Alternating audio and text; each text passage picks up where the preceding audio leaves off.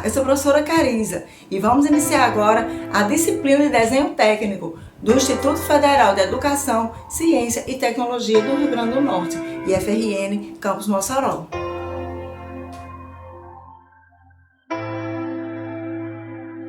Vamos iniciar agora a aula 3 da disciplina de desenho técnico, que são as normas técnicas. Aqui vamos ver desenhos utilizados para a representação de figuras planas e solos geométricos e as normas técnicas relacionadas, aos tipos de linhas empregadas, a cotagem, as achuras específicas, escalas e folhas para a representação dos desenhos. Aqui nesse desenho, a gente tem um cilindro com furo total passante, onde a gente vê aqui uma vista frontal, uma vista superior, um corte, substituindo a vista lateral e uma perspectiva, com um plano secante que mostra aonde foi cortado esse cilindro. Aqui nós vemos, exemplos de outras peças, com perspectiva, com vista, com corte, outro tipo de corte, com a vista rebatida, tá certo? Uma meia vista, metade corte. Então, é essa a grande diversidade do desenho técnico que a gente vai ver nessa disciplina. São muitas representações para diferentes projetos de diferentes áreas. As normas a consultar. Todas essas normas, elas seguem um padrão internacional de desenho, um sistema internacional, que tanto faz o desenho ser produzido no Brasil ou em qualquer outro continente do planeta, ele vai ter as mesmas características, que pode ser lida pelos profissionais da área, tá certo? Então, a gente tem aqui as principais normas brasileiras, a NBR 8, desenho técnico, a NBR 8.196 de 99, para emprego de escalas, a NBR 8.403 de 84, para aplicações de tipos de linhas, a NBR 10.068 de 87, que trata das folhas de desenho, layout e dimensões, a NBR 13.142 de 99, que trata dobramento e cópia de pranchas. A gente tem em relação às linhas, que as linhas servem para transmitir informações, sobre o desenho. Que tipo de informações? Você tem linhas largas, linhas médias, linhas estreitas, tá certo? Linhas largas usadas para cortes, linhas médias usadas para elementos leves cortados pelo plano de corte e as estreitas para arestas, contornos aparentes, distantes do plano de corte, assim como linhas esquemáticas, como é o caso da achura. Aqui está a tabela. As estruturas de alvenaria em corte, com linha contínua, larga, se for no AutoCAD, seria essa dimensão aqui, 0,6, essa espessura. Os elementos não estruturais, linha contínua média, 0,3 de espessura no AutoCAD. Elementos em vista contínua estreita, 0,15, é bem estreitinho. Arestas invisíveis são as linhas tracejadas, bem estreitinho também, 0,15. A marcação do plano de corte é uma linha grossa, 1,0. Linhas auxiliares, cotas, achuras, quadriculados e pisos, frios, arcos de abertura de portas, entre outras, são linhas contínuas estreitas, bem fininha, 0,1. Elementos além do plano de corte aquém, que, na verdade, elementos aquém do plano de corte que não são visíveis, tracejada bem estreitinha, 0,15. E algarismo das cotas, também linha estreita, 0,15 no AutoCAD. Aí a gente tem essa forma correta de lançar as cotas no projeto, Toda a cotagem, as referências de nível devem estar nessa posição aqui, certo? Aqui, sempre colocar o número acima da linha de cota. A cota é a colocação da medida no projeto, então ele deve estar assim, nessa posição. A posição da prancha deve estar com o texto escrito nessa posição aqui, que você consiga ler de baixo para cima, ou você consiga ler da direita para a esquerda, que é a posição correta, e não deve estar nessas posições aqui, de cabeça para baixo, ou olhando da esquerda para a direita. São errados, posição errada. Correta é aqui, embaixo, e olhando da direita para a esquerda. Se for colocar ângulos, sempre coloca acima da linha, da direita para a esquerda, acima da linha, com a visão da direita para a esquerda. Esse desenho aqui, ele traz a posição correta de ângulos, tá certo? Aqui também, posição correta de ângulos, colocada dessa forma. Ó, 60 graus, sempre em cima da linha, 60 graus, 30, 60, sempre olhando de baixo para cima, tá bom? Então, ou você coloca as posições, a cotagem dessa forma, ou então não fica de acordo com o sistema de medidas, tá certo? Com as normas técnicas brasileiras e internacionais. As achuras específicas, né? Tem muitas achuras à disposição. A depender da área profissional em que você esteja, vai ter achuras diferentes. Essas aí, por exemplo, são usadas pelo pessoal da construção civil, profissionais da arquitetura, da engenharia civil, do curso de tecnificações. Vão utilizar sempre achuras de concreto, né? Concreto em viga, concreto em corte, mármores, granitos, madeiras compensados, mas também tem as achuras das outras áreas, né? Como, por exemplo, na área da mecânica, né? Você vai utilizar aços em corte, isolamentos térmicos, né? Vindo de novo para a área da edificações, da construção civil, você tem alvenaria em corte, argamassa, taludes, enchimento de piso, aterros. Quanto às escalas, vamos conhecer agora o escalímetro, também conhecido como escala ou régua triangular. Ele é dividido em 3 faces, cada qual com 2 escalas distintas. Amplia-se o número de escalas através da utilização de múltiplos ou submúltiplos. Por exemplo, na área da construção civil, utiliza aquele escalímetro que possui as seguintes escalas: 1 para 20, 1 para 25, 1 para 50, 1 para 75, 1 para 100 e 1 para 125. Já na área da mecânica, utiliza-se aquele que possui as seguintes escalas: 1 para 2, 1 para 2,5, 1 para 5, 1 para 7,5, 1 para 10, 1 para 12,5.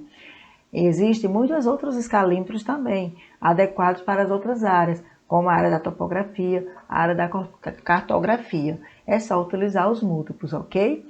Cada unidade marcada na escala de um escalímetro corresponde a 1 metro. Não interessa qual tipo de escalímetro, a qual área ele se adequa, cada unidade é 1 metro, tá certo? Então, o que é que a gente tem? Que a cada 1 metro de desenho corresponde a 1 metro do objeto real. Ok? Se um desenho ele está representado na escala de 1 para 20, significa dizer que ele é 20 vezes menor do que o objeto real. Se tiver na escala de 1 para 2, significa dizer que ele é 2 vezes menor do que o real. E se tiver na escala de 1 para 2000, como é o caso da escala topográfica, cartográfica, então significa dizer que o desenho está 2.000 vezes menor do que o real, ok? As folhas para a representação de desenhos técnicos, né? Quais são as dimensões utilizadas? As normas em vigor, editadas pela ABNT, adotam a sequência A, a série A de folhas, partindo da folha A0, com área de aproximadamente 1 metro quadrado. Cada folha na sequência possui dimensão igual à metade da folha anterior. Por exemplo, a folha A1 possui a metade do tamanho da folha A0 e a folha 2 possui a metade do tamanho da folha 1 e assim por diante. Então, a gente vê aqui as dimensões das folhas da série A que podemos utilizar para a representação de desenhos técnicos, ok? Aqui a A0 com um tamanho de 841 milímetros por 1.189 milímetros, a folha 1, que é a metade da 0, com 594 por 841 milímetros, a folha 2, 420 por 594 milímetros, a folha 3, 297 por 420 milímetros, e por fim a folha 4, 210 por 297 milímetros. Tá aqui, ó, a relação entre elas, né? Esse tamanho completo é A0, a metade é A1, a metade da 1 é A2, a metade da 2 é A3, a metade da 3 é A4, ok? Também temos essa proporção aqui, ó. Elas são retângulos, né, que se alinham com essa diagonal aqui, ok? Onde a maior, que é A0, tem 1 metro quadrado. Os formatos, né? Cada um tem as margens adequadas por norma, tá certo? O formato A0, por exemplo, a margem esquerda 25 milímetros e as outras margens 10 milímetros. As margens A1, 25 milímetros na esquerda e 10 milímetros. As outras margens correspondem a 1 centímetro, ok? 10 milímetros. A2, A3 e A4, elas podem ser representadas, as suas margens, com 25 milímetros na esquerda e 7 milímetros nas demais, ok? A configuração da folha. A seguir são apresentadas as diversas regiões da folha de desenho e a posição de cada um dos elementos na mesma. Usualmente, a região acima da legenda é reservada para marcas de revisão, para observações, convenções e carimbos e aprovações de órgãos públicos. Vamos olhar o slide a seguir? Aqui, ó, a gente tem o espaço, aqui é uma prancha devidamente margeada, 25 milímetros aqui à esquerda, provavelmente aqui vai ser um A0 ou um A1. Então, a gente vê 10 milímetros aqui em cima, da lateral direita e embaixo, ok? Mais superior, lateral direita e inferior. O espaço para o desenho é esse espaço maior. O espaço para texto pode ser aqui embaixo, ou, olhando aqui nesse outro modelo, pode ser na lateral direita. A gente pode colocar as informações do projeto na direita ou na parte inferior da prancha. A legenda sempre vai ser na parte direita e inferior da prancha também, tá certo? E a área de desenho, ela pode ser essa ou essa, ao seu critério. Essa é a forma correta de organizar a legenda, o espaço para o desenho e o espaço para as informações do projeto numa prancha. A posição de leitura, né, das informações. Como regra geral na representação e leitura de desenhos, deve-se observar que os mesmos possam ser lidos da base da folha de desenho ou da sua direita. As posições inversas a essa, que é a leitura de cima para baixo ou da esquerda para a direita, são consideradas de cabeça para baixo. Vide o desenho a seguir. Ó, isso aqui que eu já tinha mostrado, só enfatizando de novo, tá bom? Vocês podem colocar o texto nessa posição aqui correta ou nessa, da direita para a esquerda. Jamais de cabeça para baixo ou da esquerda para a direita. E assim, a colocação de cotas também obedece ao mesmo critério. A legenda fica aqui do lado inferior direito da prancha. O que é que deve conter o selo ou a legenda, né?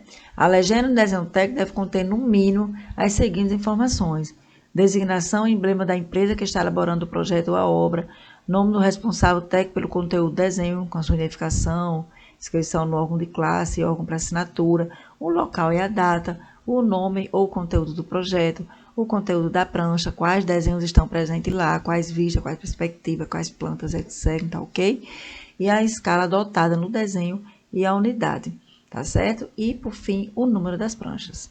No caso da numeração das pranchas, temos as seguintes recomendações. Primeiro, junto com o número da prancha, usualmente se informa o número total das pranchas do projeto. Por exemplo, 2/9 significa é a prancha 2 de um total de 9 pranchas, ok? Usualmente, inicia-se a numeração pela prancha que contém os desenhos que traz a organização dos demais, a organização geral, como layouts e perspectivas em escalas mais reduzidas.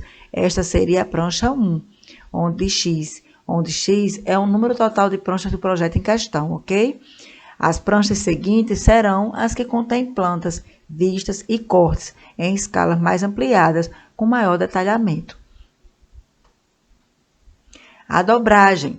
A norma BNT-NBR 13.142, que é responsável pelo dobramento de cópia, recomenda que as cópias sejam dobradas de forma que estas fiquem com dimensões similares às dimensões de folhas do tamanho A4. Esta padronização se faz necessária para arquivamento e armazenamento destas cópias, pois arquivos e pastas possuem dimensões padronizadas. Olha um exemplo aqui da A0 dobrada, né? Aqui em cima, a gente tem a dobradura necessária para que ela seja reduzida a 1/4, para que seja arquivada de forma correta aqui no Brasil. Aqui a gente tem as medidas, a dobradura da dobragem da prancha 0. Aqui a gente tem as medidas para dobrar a prancha 1, as medidas para dobrar a prancha 2, as medidas para dobrar a prancha 3. Pronto, é esta a nossa aula de hoje. Obrigada e até a próxima videoaula.